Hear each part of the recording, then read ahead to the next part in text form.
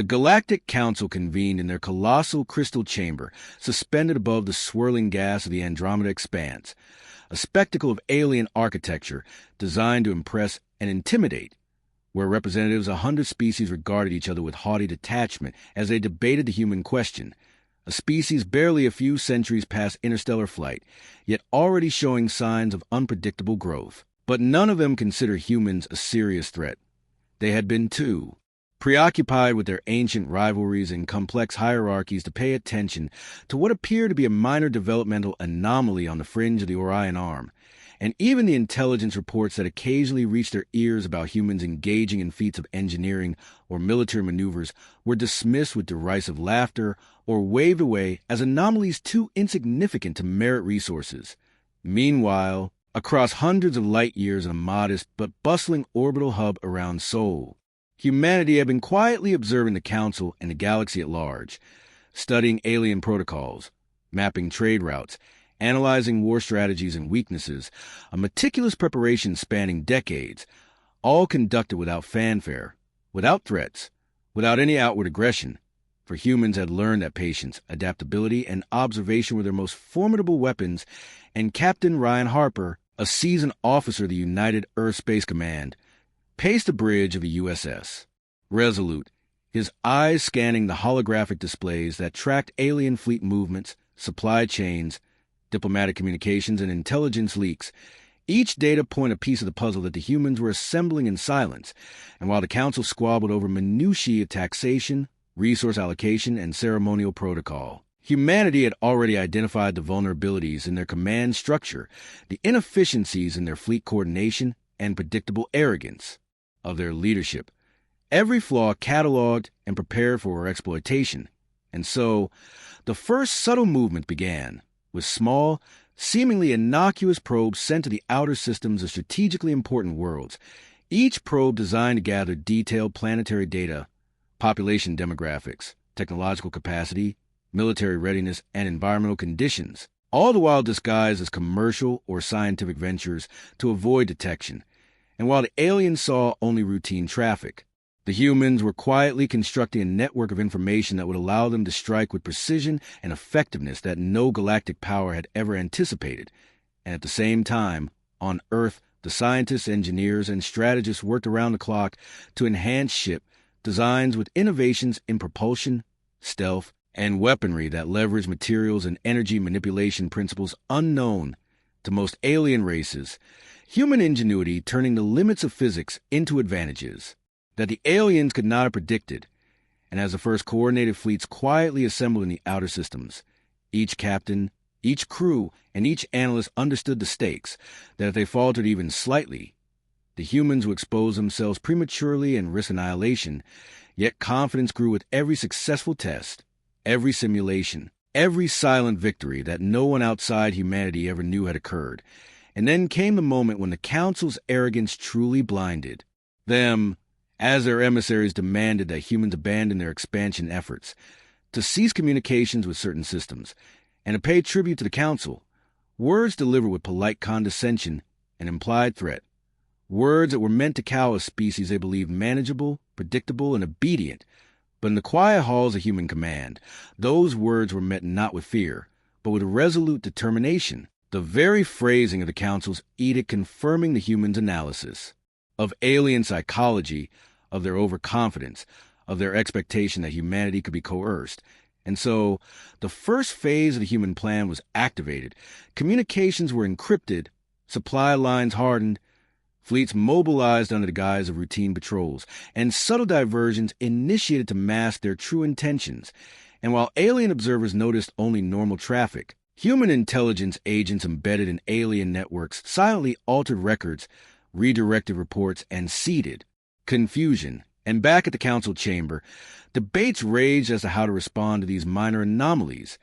Their discussions trivial, their conclusions flawed, because the humans, who had been underestimated at every turn, were already in motion, ready to execute maneuvers that would exploit the hubris of every species represented,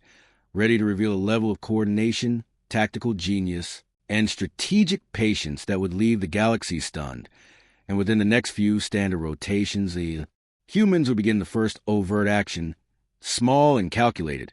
a demonstration of capability designed not to destroy immediately, but to create doubt, fear, and uncertainty, because the key to human success was timing, and the Council had no conception of the patience, creativity, and adaptability that humanity had honed. And as Captain Harper transmitted the first signals to disperse units, the crew of the Resolute watched monitors filled with the calm, methodical execution of maneuvers, each action invisible to alien eyes but critical to the coming confrontation.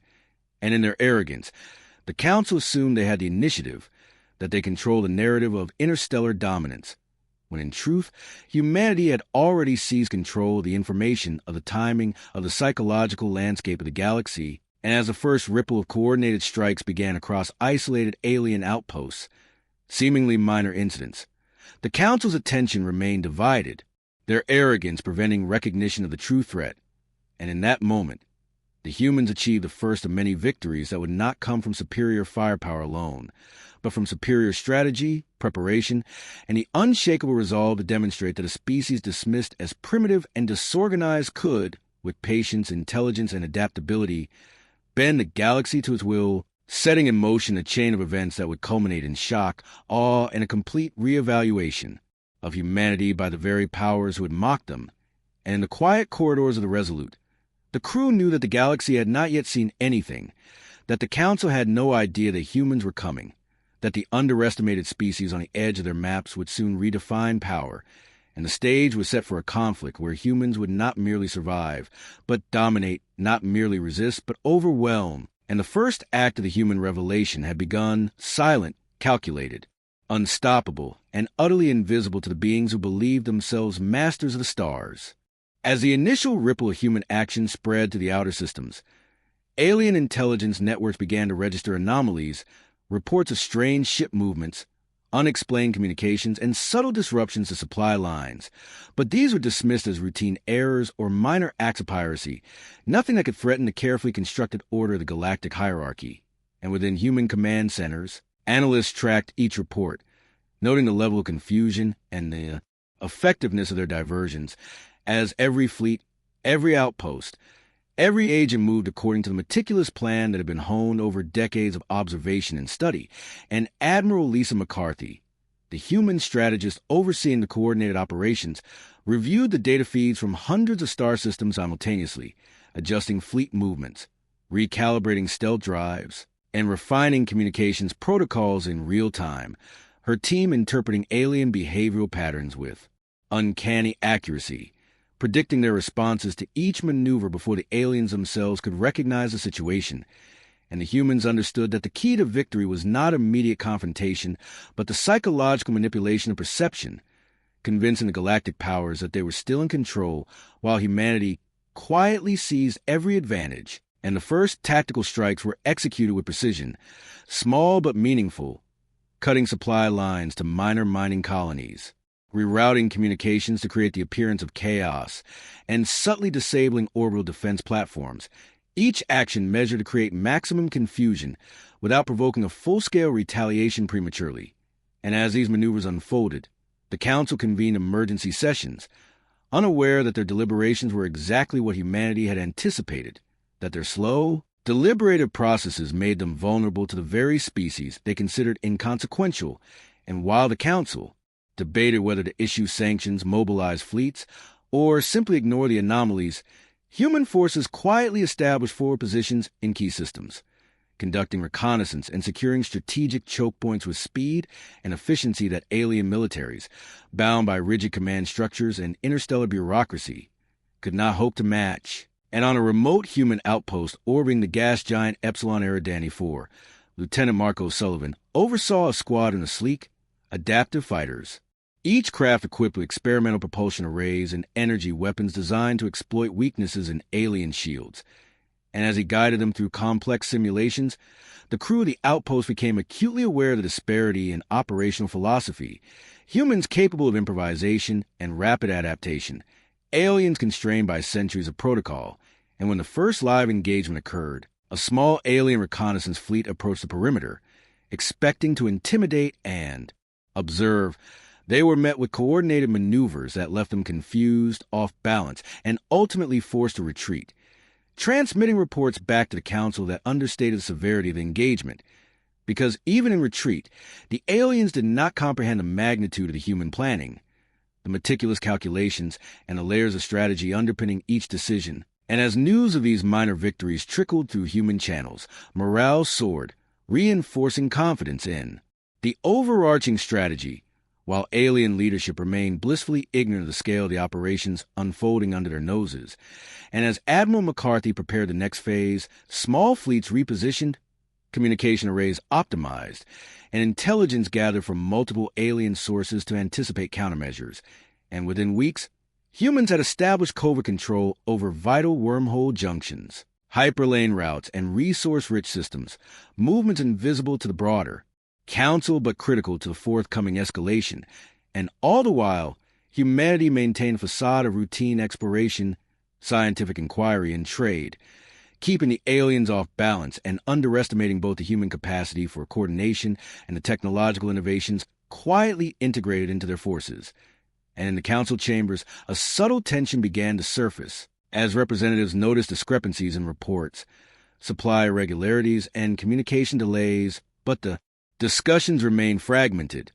the structured debate making consensus slow, ineffective, and completely predictable to human analysts. And so the stage continued to be set, humans quietly weaving a web of influence, intelligence, and control across sectors thought secure by the ancient powers, and in every corner human command, from orbital stations to Earth itself. The knowledge that they were invisible to the galaxy's leaders strengthened resolve, instilling a calm certainty that when the time came, humanity would strike not with desperation, but with the full weight of preparation, innovation, and strategic genius. And as the Council debated yet again how to respond to minor anomalies that were merely the tip of the iceberg, Captain Harper reviewed report of alien communications rerouted, fleets misdirected, and outposts silently disabled. And he smiled at the precision, the elegance of the plan, knowing that the Council would never see the real human initiative coming. That every calculated move brought them closer to the tipping point where the galaxy would awaken to the reality that humans were not only capable of survival, but of rewriting the balance of power entirely. And that moment, when it arrived, would be so sudden, so complete, that the very arrogance and overconfidence of the Council would become their undoing, because humanity had already anticipated every conventional response, every defensive maneuver, and every attempt at retaliation turning. The Council's expectations into tools to manipulate, delay, and deceive, and in the shadows of interstellar politics, through silent corridors, hidden networks, and advanced technology, humans prepared for the moment of revelation, knowing that when it came, it would not be a gradual awakening but a shock that would forever change the galaxy's perception of the species it had dismissed, underestimated, and mocked for centuries. And as the first true signals of coordinated attacks began to ripple through isolated systems, alien scouts encountered resistance, infrastructure failed, and the Council finally began to sense that something unprecedented was underway. But by then, the humans had already positioned themselves to exploit every weakness, to capitalize on every misstep, and to demonstrate, with undeniable clarity, that the species they had never taken seriously was now the central force in a conflict that no one would soon forget. And so, as the Council scrambled to respond, the humans continued to advance silently, efficiently, methodically, knowing that the coming escalation would not be merely a battle but revelation, a demonstration of the full breadth of human ingenuity, resolve, and strategic mastery. And with every movement, every calculation, every quiet but decisive action, they prepared to ensure that when the Council finally comprehended the scale of what had been set in motion, it would be far too late to counter the inevitability of human dominance. As human forces consolidated their positions across the outer systems, small skirmishes began to appear on the periphery of alien space, incidents that seemed minor on the surface, but were carefully orchestrated to probe defenses, measure reaction times, and sow doubt among the Council's military planners. And within the halls of human command, analysts pored over every sensor reading, every intercepted transmission, and every anomaly to ensure that each engagement would yield maximum intelligence while minimizing risk, and Colonel Daniel Price coordinated the deployment of rapid response strike teams, utilizing adaptive tactics that allowed human units to exploit gaps in alien formation protocols and leverage environmental factors like asteroid fields, magnetic storms, and debris clouds giving the impression of superior maneuverability and tactical insight that unnerved even the most seasoned alien commanders, and meanwhile, on the Council's homeworld, representatives convened emergency sessions as reports of multiple minor defeats and unexpected losses began to accumulate, each debate filled with accusations, demands for clarification, and disagreements over interpretation. But the bureaucratic structure that humans had studied and anticipated ensured that these sessions were ineffective, slow, and ultimately indecisive. And as each counselor clashed over priorities, humans quietly extended influence over critical communication nodes, transport routes, and hyperspace junctions, creating a network of control that would allow them to direct the flow of reinforcements, supplies, and intelligence with precision. And in the shadow of these movements, Admiral Harper reviewed simulations showing the probable outcomes of various alien countermeasures, adjusting fleet deployments and coordinating with regional commanders to ensure redundancy, adaptability, and surprise. While back on Earth,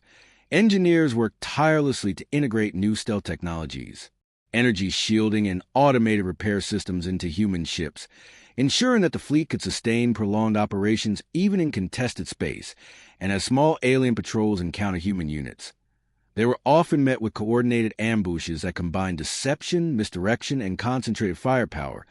leaving the Council to misinterpret the scale and intent of human operations. And at the same time, intelligence agents embedded within alien bureaucracies began to manipulate records, delay reports, and feed misleading data, further reinforcing perception that humans were merely engaging in minor exploratory activities, when in reality, they were executing a coordinated, multi-system campaign designed to destabilize and confuse. And within weeks, key strategic positions and bordering systems were quietly secured, giving humans the ability to control critical supply lines and hyperspace corridors. And as the Council finally began to recognize that their forces were encountering organized resistance, panic began to ripple through their ranks, though tempered by pride and disbelief. And Admiral McCarthy, aware of the psychological state, adjusted the timing and intensity of operations to maximize confusion and delay a coherent alien response. And at the same time, covert operations teams worked to secure critical infrastructure on contested planets, integrating automated defenses, sensor arrays, and rapid deployment units, ensuring that even if the aliens attempted to retake these positions, they would encounter prepared resistance that leveraged human ingenuity and unconventional tactics. And as these operations unfolded, reports of unusual anomalies began to circulate in Council communications. Entire fleets reported missing, logistical systems failing without explanation, and reconnaissance missions returning data that conflicted with previous intelligence. And each new piece of information increased internal friction as representatives argued over interpretation, culpability, and immediate action. But the slow pace of decision-making allowed humans to continue consolidating their position, to integrate new systems into their operational network, and to prepare for the next phase, a broader, more visible demonstration of capability designed to force the Council into direct confrontation on human terms. And while alien leaders debated, humans had already prepositioned forces in the most strategically advantageous locations, ensure redundancy of command channels, and secured multiple supply hubs capable of sustaining long-term operations, creating a level of operational security and flexibility that alien strategists could not hope to anticipate. And as minor engagements continued, humans systematically tested the reactions of alien forces, exploiting predictable patterns, rigid hierarchies, and overconfidence, turning every move made by the Council into a potential advantage for humanity. And as the days passed, whispers of human audacity began to circulate among junior alien officers, tales of engagements where human forces had outmaneuvered vastly superior numbers, repaired critical systems under fire, and executed coordinated retreats and counterattacks with precision. But the Council remained in denial, attributing these reports to luck or exaggeration, and in reality, these incidents were only a fraction of humanity's operational depth, as every engagement was part of a grand strategy designed to build psychological pressure, destabilize command cohesion, and set the stage for the decisive revelation of human capability. And on Earth, scientists and strategists monitored every engagement in real time, refining algorithms, adjusting fleet formations, and simulating alien responses, ensuring that the next phase of operations would not only surprise but overwhelm And as initial contact zones began to solidify under human influence, the Council's representatives scrambled to coordinate reinforcements, unaware that every potential route had already been monitored, manipulated, and controlled by human intelligence teams, and so the seemingly minor skirmishes of the outer systems were in fact the opening moves of a campaign that would redefine the balance of power in the galaxy, a silent, precise, and unstoppable expansion of human influence, executed with patience, ingenuity, and an unshakable confidence that came from decades of preparation. And as each new report of alien, confusion, and minor defeat reached human command, the crew of the Resolute and other forward-deployed units recognized that their patience, their planning, and their ability to operate unseen had put the galaxy on the brink of realizing, far too late, that humans had already seized the initiative, and when the moment of full revelation came, the Council would understand, with shock and disbelief, that the species they had dismissed, underestimated, and mocked was now the central force shaping the fate of the stars. As human influence expanded quietly across contested systems, the Galactic Council began to experience growing frustration and confusion, their traditional command structures proving inadequate to respond to the subtle, precise, and highly adaptive operations that humans were executing simultaneously on multiple fronts. And while alien fleets scrambled to reinforce vulnerable positions, they encountered empty systems, minor skirmishes that left no survivors, and sudden failures of supply chains, communications, and sensor arrays, each incident reinforcing uncertainty and eroding confidence in leadership and within human command. Strategic centers on Earth and forward orbital stations coordinated these efforts with meticulous precision, ensuring that no engagement occurred without thorough planning, contingency measures, and psychological insight into alien behavior. And Commander Julia Reynolds, overseeing the coordination of forward intelligence and fleet movements, monitored the ripple effects of every action, adjusting deployments in real time to exploit alien hesitation, confusion, and predictable overreaction. And as minor victories accumulated, reports began filtering back from forward observers noting the growing disarray of alien patrols, the breakdown of logistic networks, and the misallocation of defensive resources, all of which were carefully exploited to maintain momentum without triggering a premature, full-scale conflict and simultaneously advance human. Research teams continued to refine energy shielding, propulsion systems, and adaptive weaponry, integrating breakthroughs that allowed smaller human units to hold their own against vastly superior alien numbers while remaining invisible or misidentified to most sensors. And these technological enhancements, combined with human improvisation, creativity, and decentralized decision-making, created an operational advantage that alien forces could neither predict nor counter, and on distant planets. Now, under subtle human influence, civilian and industrial populations were guided to support strategic objectives, often unknowingly, through careful coordination, supply optimization, and automated infrastructure, further enhancing human capacity to project power quietly while alien observers remained oblivious. And within the Council's chambers, panic and blame began to replace confidence, as representatives struggled to understand why their fleets were repeatedly outmaneuvered, communication, networks compromised, and resource hubs failing, and debates became increasingly acrimonious, each alien species accusing the others of negligence or incompetence, completely unaware that humans had anticipated and manipulated these reactions, turning their indecision into a strategic advantage. And while the Council dithered, humans executed the next phase, a coordinated series of precision strikes on critical supply lines, defensive installations, and command hubs, each designed to cause maximum disruption while remaining reversible if detected. And the alien forces, though technically superior, found themselves reacting to phantom threats, decoys, and clever diversions that kept them off balance and exhausted, their energy and focus spread thin across multiple fronts, allowing humans to gain control over key hyperspace lanes and junctions, ensuring freedom of movement and logistical superiority. And as these operations continued, the psychological impact on alien crews became increasingly apparent, whispers of fear, doubt, and the unexplainable successes of human units spreading rapidly among rank-and-file personnel, while Council leadership remained in denial, attributing every anomaly to coincidence or luck, refusing to consider that a coordinated intelligence and strategic campaign had been underway for years, and in the forward human command centers, Staff monitored not only the operational effectiveness of their forces, but also the evolving alien reactions, adjusting maneuvers, supply priorities, and timing to maintain strategic pressure, and every victory, no matter how minor, was leveraged to increase momentum, reinforce operational cohesion, and further degrade alien morale, and as humans quietly established control over additional systems, secure forward bases, and hidden communication nodes, the Council remained oblivious to the magnitude of the human initiative, believing they retained command of the overall situation, while in reality, humans had already mastered the operational environment,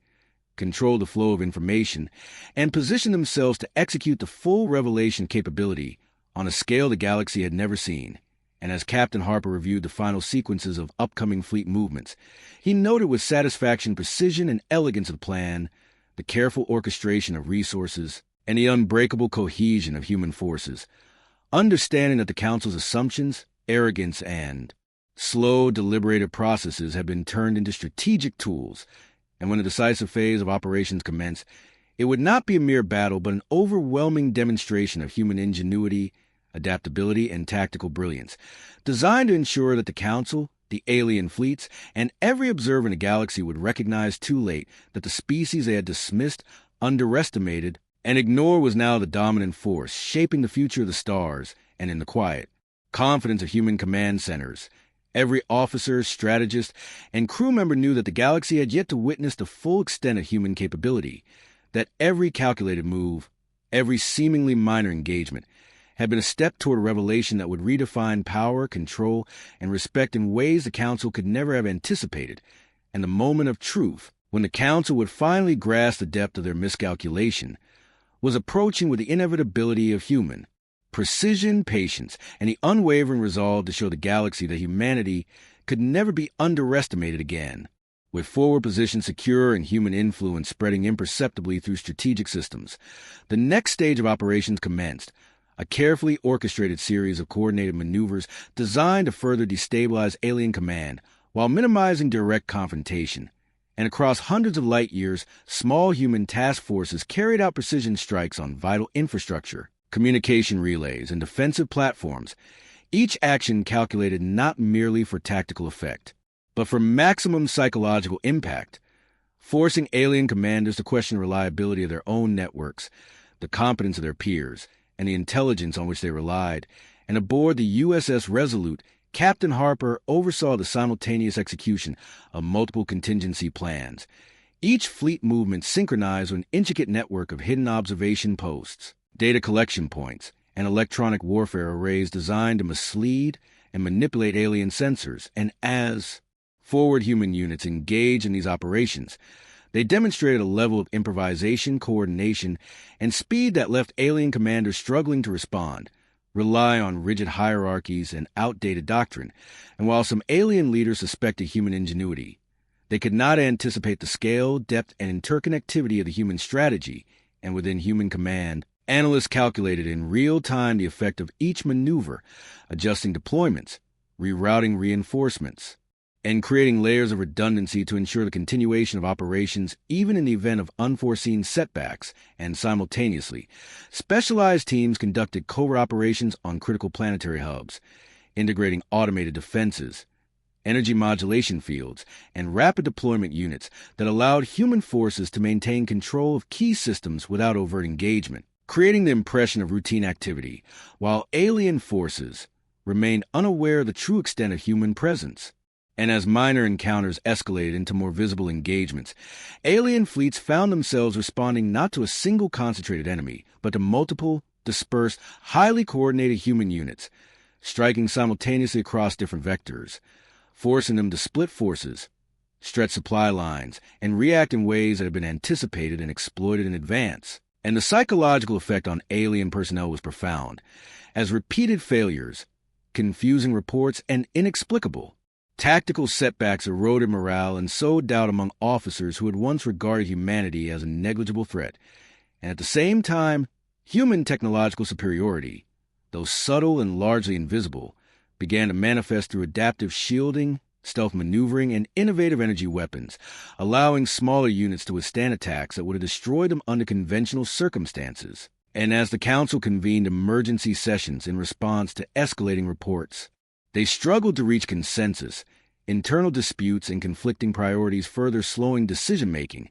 and each moment of delay allowed humans to tighten control over critical systems, extend supply chains, and further manipulate the perceptions of alien leadership, reinforcing the illusion of chaos while operating with complete precision. And on Earth, scientists and engineers continue to refine their designs, integrating lessons learned from initial engagements to enhance the resilience, firepower, and speed of human vessels, while strategists studied alien doctrine to predict potential countermeasures, ensuring that every step of the campaign remained adaptive and anticipatory. And as humans prepared for the next phase, a broader and more visible demonstration of capability designed to force the Council into direct confrontation, they maintained strict operational security, masking the true scale of their forces while leveraging the Council's own arrogance, slow deliberations, and overconfidence to their advantage. And in forward stations and orbital command centers, crews reviewed extensive simulations of alien responses, adjusting for unexpected variables and coordinating fleet movements so that every engagement would yield both tactical and psychological outcomes, reinforcing perception that humans were formidable, unpredictable, and omnipresent. And even as alien scouts reported minor victories or successful interceptions, humans had anticipated these events, using them to mislead, bait, and guide alien reactions into predictable patterns, ensuring that each response furthered the overall strategy. And the cumulative effect of these maneuvers was becoming increasingly apparent to junior alien officers, whose whispered concerns about human capabilities slowly percolated through the ranks, while Council leadership, blinded by tradition and assumption, remained in denial, failing to grasp the strategic depth, patience, and ingenuity of human operations. And as final preparations for the decisive demonstrations began, Captain Harper and Admiral McCarthy coordinated the synchronization of fleets, intelligence, and covert operations, ensuring that when the full-scale revelation occurred, it would be sudden, overwhelming, and inescapable, a demonstration not merely of human strength, but of human mastery over planning, strategy, technology, and psychological manipulation. And every officer and crew member understood the magnitude of what was about to unfold, that the galaxy was on the brink of understanding, too late, that the species it had dismissed, underestimated, and mocked was now in complete control of its own destiny, poised to redefine the rules of engagement, the balance of power, and the very perception of what humanity was capable of achieving across the stars. And in that quiet confidence, the humans prepared for the moment when the Council would finally realize that they had never seen humanity coming, that the underdog they had ignored was now the decisive force in the galaxy. As the humans advanced into the next stage of their campaign, the coordinated pressure on alien systems intensified, with multiple fleets executing simultaneous operations designed to overwhelm the capacity of the Council's forces to respond coherently. And across the galaxy, minor engagements escalated in scale, though always controlled by human strategists to maximize disruption and intelligence gathering rather than outright destruction. And aboard the USS Resolute, Captain Harper oversaw the synchronization of fleet movements across dozens of sectors, ensuring that every unit operated with a level of precision, adaptability, and interconnectivity that alien forces could neither anticipate nor counter. And in parallel, Admiral McCarthy coordinated the integration of intelligence from covert operatives, sensor networks, and captured data to predict alien responses, manipulate their movements, and exploit their predictable reliance on hierarchical command structures. And as forward units engaged alien patrols, reconnaissance fleets, and isolated installations, they executed complex maneuvers that combined deception, rapid repositioning, and concentrated firepower, leaving alien forces bewildered and unable to coordinate effective responses, while the Council remained mired in bureaucratic deliberation, unable to perceive the true scale of human operations. And in the human command centers, simulations of alien countermeasures were continuously updated, allowing each tactical decision to anticipate and neutralize potential threats. And across multiple forward-deployed bases, engineers and technicians worked tirelessly to enhance propulsion systems, energy shielding, and automated repair units, ensuring human fleets could sustain prolonged operations in contested space while maintaining operational flexibility and resilience. And as humans established covert control over hyperspace junctions, resource-rich systems, and communication hubs, the alien, fleets found themselves misdirected, supplies delayed, and strategic opportunities denied, each consequence carefully orchestrated to exploit known alien tendencies, rigid doctrines, and reliance on predictable behavior. And the psychological effect on alien personnel was profound. Whispers of human ingenuity, unpredictability, and audacity spreading quickly through ranks, undermining confidence, sowing doubt, and eroding morale, while alien leaders, constrained by protocol and slow deliberation, remain incapable of mounting a decisive response. And simultaneously, human units conducted precision strikes against critical infrastructure, sensor networks, and command centers calibrated to destabilize alien coordination without triggering full-scale retaliation, reinforcing the impression that human actions were random, opportunistic, and isolated, when in reality they were part of a sophisticated, multi-layered campaign designed to manipulate perception, divide forces, and create strategic dominance without overexposing human resources. And in each engagement, smaller human units demonstrated improvisation, adaptability, and technological superiority, outmaneuvering larger, better-equipped alien forces with tactics that combine environmental advantage, rapid redeployment, and coordinated firepower, further confusing alien command and creating openings for subsequent operations. And as the Council convened repeated emergency sessions to analyze the escalating reports, internal disputes over interpretation, blame, and strategy slowed any coherent action, allowing humans to consolidate control over critical supply lines, forward bases, and communication networks. And as intelligence analysts tracked every alien movement, predicted responses, and coordinated the timing of human strikes, the cumulative effect became clear. Humans had effectively seized the initiative across multiple sectors, manipulated the Council perceptions, and established the conditions necessary for the decisive revelation of capability. And on Earth, scientists continued to refine fleet designs, energy weapons, and defensive systems, integrating lessons from ongoing operations to ensure each subsequent engagement would maximize advantage while maintaining the element of surprise. And as the humans prepared for the next phase, an overt demonstration of power designed to force the Council into direct confrontation. Every fleet, forward base, and intelligence asset had already been positioned, coordinated, and synchronized to ensure success, and the Council, still blind to the scale of the human operation, believed they retained control over the galaxy's response, when in truth, humanity had already mastered the operational, logistical, and psychological landscape,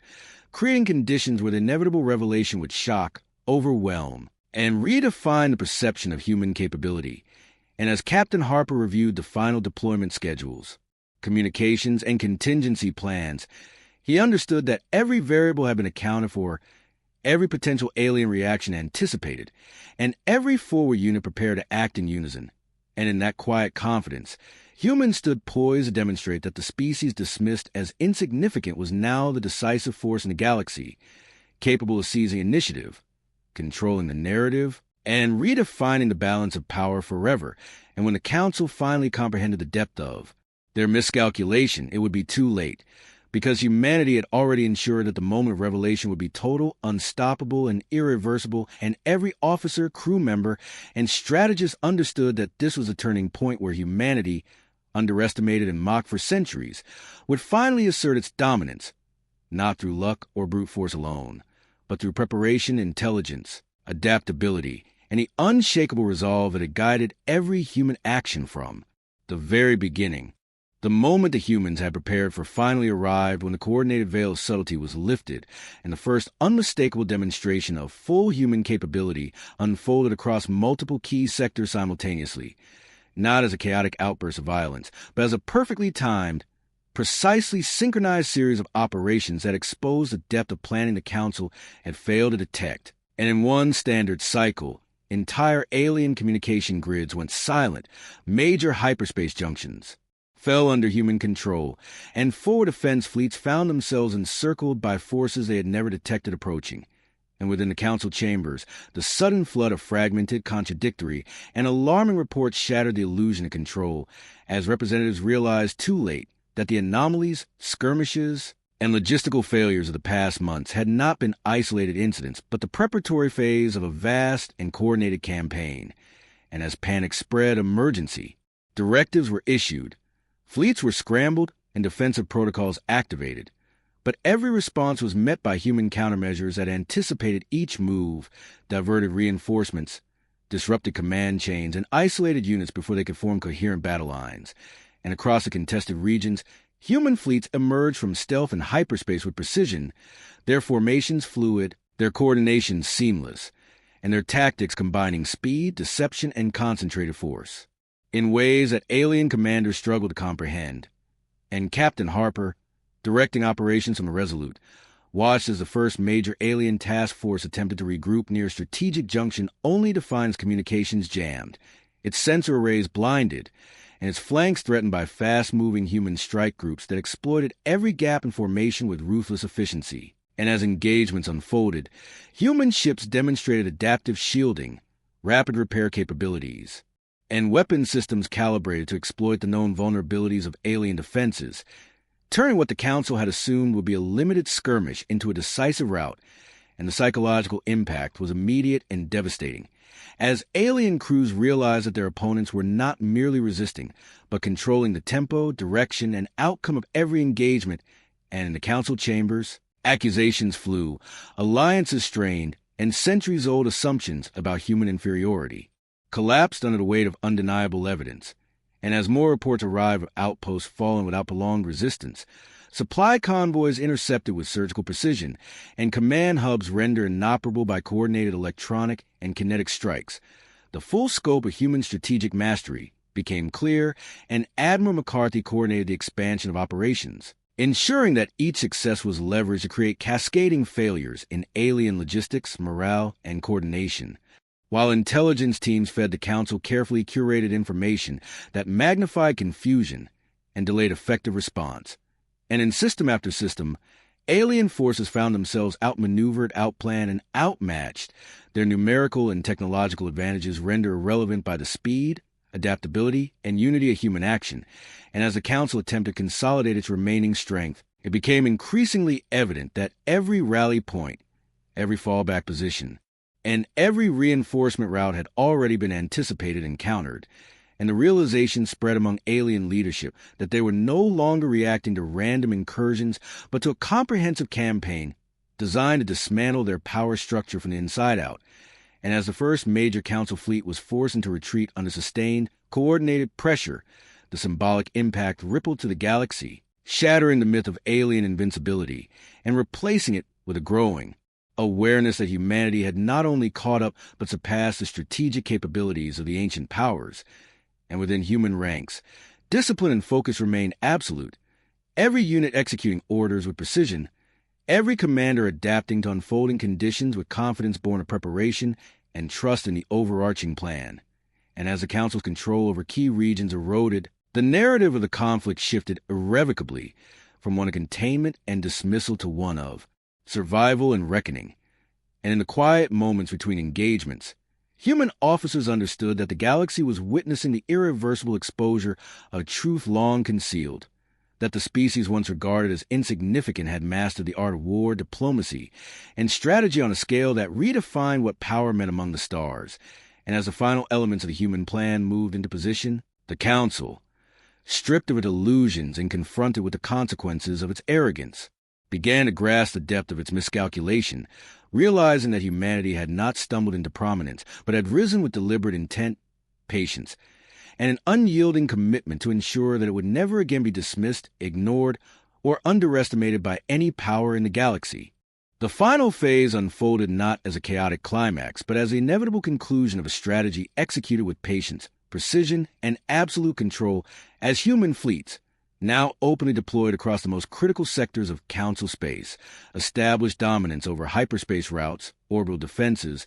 and planetary command centers with a level of coordination that left no room for doubt or resistance. And within the Council chamber, the atmosphere of panic gave way to a heavy, stunned silence, as representatives received confirmation that their last coordinated counteroffensive had failed before it had truly begun, their fleets intercepted,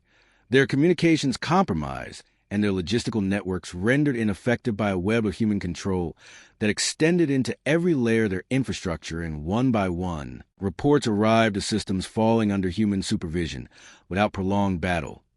not through indiscriminate destruction, but through precise neutralization of military assets, protection of civilian populations, and the rapid establishment of order, demonstrating that humanity's objective was not annihilation, but the decisive assertion of authority and capability. And as the Council attempted to negotiate, to issue demands, and to reclaim initiative, they were forced to confront the reality that every channel, every protocol, and every contingency had already been anticipated, monitored, and countered, leaving them reacting to a situation that humans had shaped from the beginning. And Captain Harper, observing the final consolidation of positions, understood that the galaxy had crossed a threshold, that the era of human dismissal had ended and been replaced by a new balance in which strategy, adaptability, and unity defined power more than age or reputation. And Admiral McCarthy, addressing commanders across the fleet, emphasized restraint, discipline, and clarity of purpose, ensuring that the conclusion of the campaign reinforced the message that humanity was a stabilizing force capable of overwhelming strength when required. And as alien fleets withdrew to defensive postures, their morale shaken and their confidence shattered, the psychological impact of the campaign became undeniable, for the Council now understood that centuries of dominance had been undone not by chance, but by a species that had studied, prepared, and acted with relentless foresight. And in the aftermath, as diplomatic channels reopened under human oversight, the narrative of the galaxy shifted from one of ancient hierarchies and unquestioned authority to one where innovation, cooperation, and strategic intelligence determined influence, and representatives who had once dismissed humans as inexperienced newcomers now spoke with caution, respect, and an awareness of the consequences of underestimation. And across human space, from Earth to the furthest forward outpost, there was a quiet acknowledgement of what had been achieved, not celebration born of arrogance, but a sober recognition that humanity had proven its place among the stars, that it could defend itself, shape events, and protect its interests with unmatched coordination and resolve. And as the Council formally recognized new accords that acknowledged human strategic autonomy and influence, the broader galaxy absorbed a lesson that had been written across battlefields, supply routes, and command networks, that humanity was no longer a minor participant in interstellar affairs, but a central power whose actions would shape the future of civilizations. And in the closing days of the campaign, as fleets stood down and systems stabilized, the enduring truth became clear to every species watching, that the Council had not lost because of a single battle or technological gap, but because it failed to understand the nature of the species it had underestimated, a species that combined patience with speed, caution with boldness, and diplomacy with the capacity for decisive force. And as the records of the conflict were compiled and studied, the conclusion was unavoidable, that humanity's rise had not been an accident of history, but the result of deliberate preparation and unity of purpose. And from that moment forward, whenever new civilizations emerged and sought their place among the stars, the story of how the Galactic Council never saw humanity coming would stand as a lasting reminder that underestimation, arrogance, and complacency could be more dangerous than any weapon, and that in the vast expanse of galaxy, it was a quiet, determined, and observant who ultimately shaped destiny.